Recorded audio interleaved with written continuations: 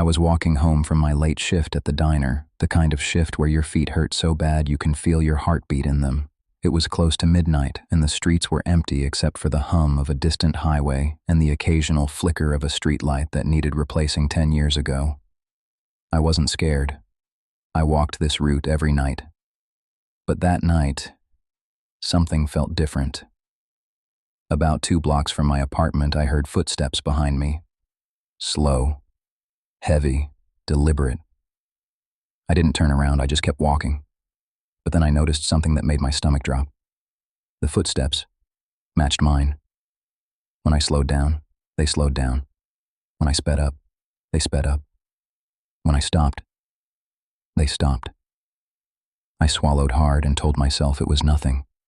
Maybe someone else was just walking home. Maybe they lived nearby. Maybe I was being dramatic. But then I tested it. I took 3 quick steps. The footsteps behind me took 3 quick steps. I stepped to the left. The footsteps stepped to the left. I stepped to the right. They stepped to the right. That's when I knew. This person wasn't just walking behind me, they were mirroring me. I finally turned around. At the far end of the block, under a flickering streetlight, stood a man, tall, still, facing me directly. I couldn't see his face. The light behind him turned him into a silhouette, but I could feel his eyes on me, locked on me, studying me. I forced myself to keep walking, pretending I wasn't terrified. But every time I glanced back, he was closer. Not walking, not running, just appearing closer. Like every time I blinked, he gained 10 feet. By the time I reached my building, he was only half a block away. I fumbled with my keys, my hands shaking so badly I dropped them twice.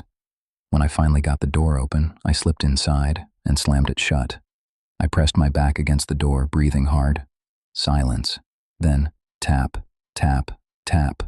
Knuckles on the other side of the door. Slow, rhythmic, like he was knocking to a beat only he could hear. I didn't move. I didn't breathe. Then I heard him whisper through the door. "Why'd you stop matching me?" My blood ran cold. I didn't answer. I didn't make a sound. After a few seconds, the tapping stopped. I heard footsteps walking away, but I didn't dare check. I stayed there all night, sitting against the door, listening for any sound. The next morning, when I finally worked up the courage to leave for work, I opened the door and stepped outside, and that's when I saw it. On the ground, right in front of my door, was a piece of paper. 1 sentence, written in shaky handwriting. "Don't forget, I know your rhythm now." I moved out that same week, but sometimes late at night when I'm walking home, I swear I can hear footsteps behind me, matching mine. Story 2. The Man in the Red Hoodie. I always took the same bus home after my closing shift at the grocery store, the 11:10 p.m. route. Same driver, same tired faces, same routine every night. Predictable, safe, nothing ever changed. Until the night the man in the red hoodie got on. He boarded at the stop right after mine. Hood up, hands in his pockets, head down. Nothing unusual at first. But the moment he sat across from me, I felt it. That pressure, that awareness. Like someone was staring at me without blinking. Every time I glanced up, his head was angled toward me. I couldn't see his face under the hood, but I could feel his eyes, locked on me, studying me, like he already knew me. I got off 2 stops early just to get away from him. But when I stepped off the bus and started walking, I heard footsteps behind me. Slow at first, then faster. I didn't turn around. I just walked quicker, pretending I didn't notice. Then he spoke. "You forgot something." His voice was calm, almost friendly. I didn't stop. I didn't answer. I just kept walking. "You forgot something," he repeated, louder this time. I finally turned around. He was standing under a streetlight, hood still up, hands still in his pockets. I couldn't see his face, but I could see his smile. Wide, too wide, like he was enjoying this. "I don't know you," I said. He tilted his head. "Not yet." I turned and walked faster. My apartment was only 3 blocks away. I kept telling myself I'd be fine once I got inside. But his footsteps followed me the whole way, Not running, not rushing, just following, like he knew I wouldn't dare look back again. When I reached my building, I sprinted up the stairs, unlocked my door, and slammed it shut. I pressed my back against it, breathing hard. Silence. Then a soft knock. Tap, tap, tap. I froze. The knock came again, slower this time. "You forgot something," he whispered through the door. I didn't move. I didn't breathe. After a long moment, I heard him walk away. I stayed awake the entire night, listening for any sound in the hallway.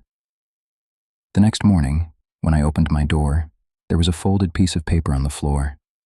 I picked it up with shaking hands. Inside was a photo of me, taken the night before.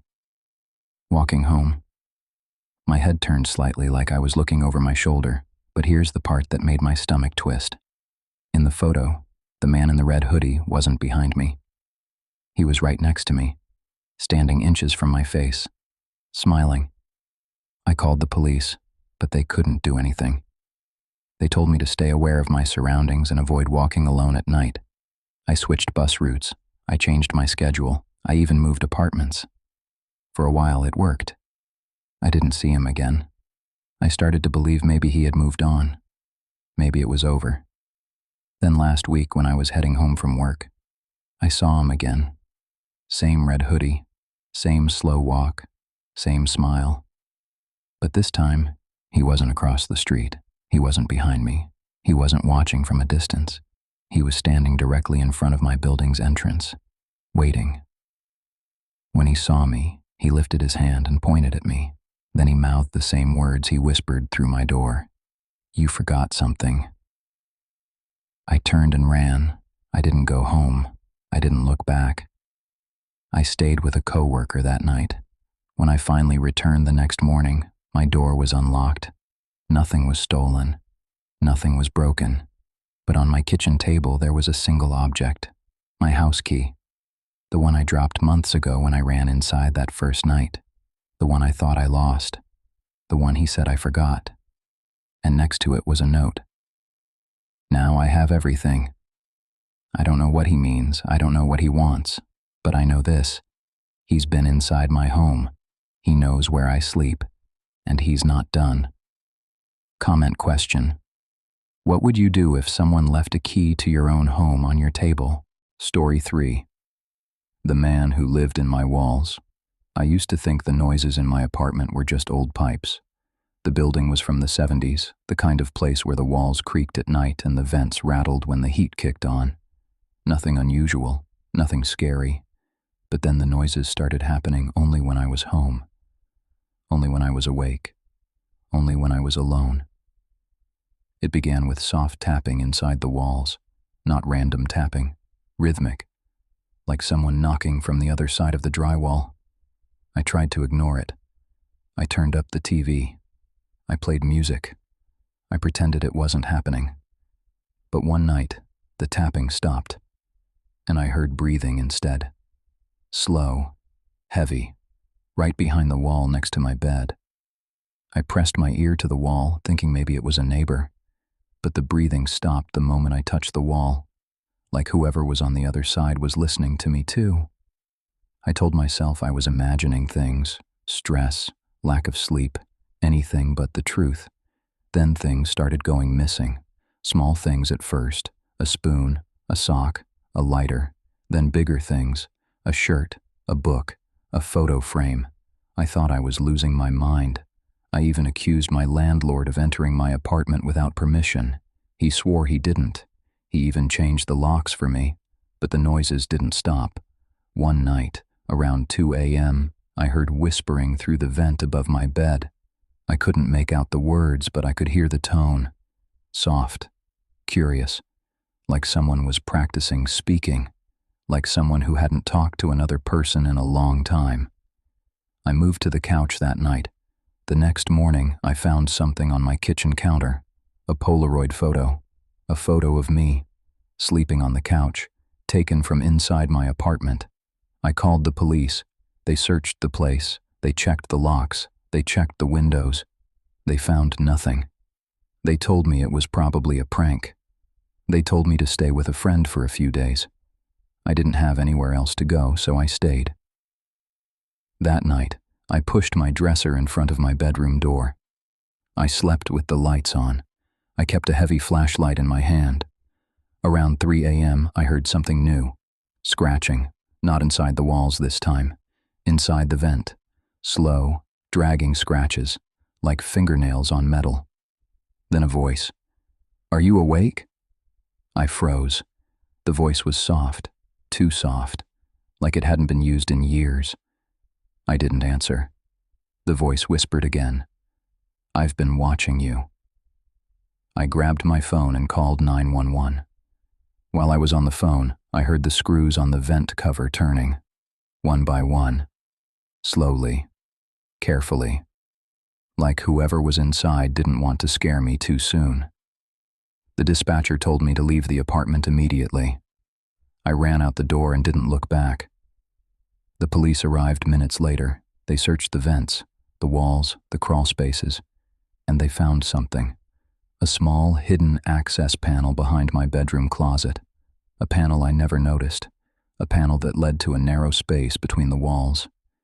Inside that space, they found blankets, food wrappers, water bottles, a small flashlight, and dozens of Polaroid photos. All of me. Sleeping, eating, showering, changing clothes, sitting on the couch, standing at the sink, lying in bed. Some photos were taken from angles that didn't make sense. Angles from inside the walls, inside the vents, inside the ceiling. The police told me the person must have been living there for months, maybe longer. They never found him. They said he probably escaped through the maintenance tunnels when he heard the sirens. I moved out that same night. I never went back for my things. But last week, at my new apartment, I found something taped to my door. A Polaroid. A photo of me. Sleeping. Comment. What would you do if you found a photo of yourself taken while you slept? Story 4. The car that followed me for hours. I used to love late-night drives. Windows cracked open, cold air coming in, empty roads stretching for miles. It was the only time I felt calm. No traffic, no noise, no people, just me and the road. But one night changed that forever. I was driving home from my sister's place, a 2-hour trip through long stretches of forest and farmland. It was close to midnight when I noticed headlights behind me. Far back at first. Nothing unusual. But after a few minutes I realized the car wasn't passing me. It wasn't falling behind either. It was matching my speed exactly. I slowed down. The car slowed down. I sped up. The car sped up. I switched lanes. The car switched lanes. I told myself it was a coincidence. Maybe they were tired. Maybe they were zoning out. But then the car turned off its headlights. Just darkness behind me. I gripped the wheel tighter. My heart started pounding. I kept checking the mirror, but all I could see was the faint outline of a car-shaped shadow following me. I took the next exit, a small rural road that led to a gas station. The car followed. Still no headlights, just the shape of it gliding behind me like a predator. I pulled into the gas station. The car didn't pull in. It stopped across the street, engine running, no lights, no movement, just watching. I went inside the station and told the cashier someone was following me. He stepped outside, looked around, and shrugged. "There's no one out here," he said. But I could see the car. I pointed right at it. He squinted into the darkness. "There's nothing there," he said again. When I looked back, the car was gone. I felt sick. I didn't want to get back on the road, but I didn't have a choice. I got in my car, locked the doors, and started driving again. For a while, everything was normal. No headlights behind me, no shadow, no car. I started to think maybe I imagined it. Maybe I was just tired. Then 20 minutes later, the headlights came back on behind me. Closer this time. Too close. I pressed the gas. The car stayed right on my bumper. I could see the outline of the driver now, a tall figure, sitting perfectly still, not leaning forward, not reacting, just staring straight ahead. I took another exit. The car followed. I made a U-turn. The car followed. I pulled into a rest stop. The car pulled in too, parking 3 spaces away. Still no movement. Still no lights. Just sitting there. I called 911. They told me to stay in my car and keep the doors locked. They said an officer was on the way. While I waited, I watched the car in my mirror. The driver's door slowly opened. A tall figure stepped out. He didn't walk toward me. He didn't run. He just stood there, facing me, like he was waiting for something. Then he lifted his hand and pointed directly at me. I ducked down in my seat, shaking. I could hear my own heartbeat in my ears. I kept whispering, "Please get here. Please get here." When the police finally arrived, the car was gone. The officer searched the area but found nothing. No tire tracks, no footprints, no sign anyone had been there at all. I thought it was over. But the next morning, when I walked out to my car, there was something on my windshield. A single sheet of paper. On it was a printed photo. A photo of me, taken the night before, driving. My face lit by the dashboard, and in the back seat, barely visible in the darkness behind me, was the outline of a man sitting perfectly still. The same man from the car, the same man who followed me for hours, the same man who pointed at me. And at the bottom of the photo, in small printed letters, was a message. "I wasn't following you. I was waiting for you to stop." Subscribe to Insomniac. If you want more nightmare fuel every night, hit subscribe and join the Insomniac family. Comment. What would you do if you saw someone sitting in your back seat in a photo you didn't take? Story 5. The Stranger Who Knew My Routine. I used to think I was a creature of habit. Same morning routine, same coffee shop, same walk to work, same lunch break, same route home. I liked the predictability. It made me feel safe. But routines make you predictable to other people too. It started with small things. A feeling that someone was behind me when I walked to work. A shadow that seemed to pause when I paused. A reflection in a store window that didn't match the people around me. I told myself it was nothing. Just nerves. Just stress. Then one morning, I found a note taped to my apartment door. "You leave at 7:42 a.m. That was the exact minute I walked out every day. I laughed it off at first, thinking it was a prank. But the next day, there was another note. "You take 12 minutes to reach the coffee shop." I tried to shake it off. Maybe someone was messing with me. Maybe a neighbor was being weird. But the notes kept coming. "You order the same drink every day. You check your phone at the same crosswalk. You look tired today. You should sleep more." Each note was written in the same shaky handwriting. No signature, no explanation, just observations, personal ones, close ones. Someone was watching me. I changed my routine. I left earlier, I left later. I took different streets. I skipped the coffee shop. But the notes kept coming. "You're trying to avoid me. You're not good at it. You walk faster when you're scared." I went to the police. They told me to keep the notes and report if anything escalated. They said it was probably harmless. They said stalkers usually don't make contact, but the next note wasn't taped to my door. It was inside my apartment. "You forgot to lock the window." I didn't sleep that night. I pushed a dresser in front of the window. I checked every lock twice. I sat on the couch with the lights on until sunrise. The next morning, there was another note on my kitchen counter. "You look different when you sleep." I called the police again. They searched the apartment. They found no signs of forced entry. They told me maybe I misplaced the note. Maybe I brought it in without realizing. They didn't believe me. I started staying with a friend. I didn't go home for 3 days. When I finally returned to grab some clothes, I found something new. Not a note. A small stack of photographs. All of me. Walking, eating, sitting at my desk, standing in line, talking to a co-worker, sleeping on my couch, sleeping in my bed. Some photos were taken from angles that didn't make sense, angles from inside my apartment. On top of the stack was a final note. You changed your routine, so I changed mine. I moved out that night. I didn't take anything with me. I didn't care. I just wanted to get away. But yesterday, at my new apartment, taped to my door, was a fresh note. You leave at 8:03 a.m. now. Check out 5. Babysitting stories. If you want more nightmare fuel, click the babysitting stories video in the end screen. Comment. What would you do if someone tracked your daily routine down to the minute?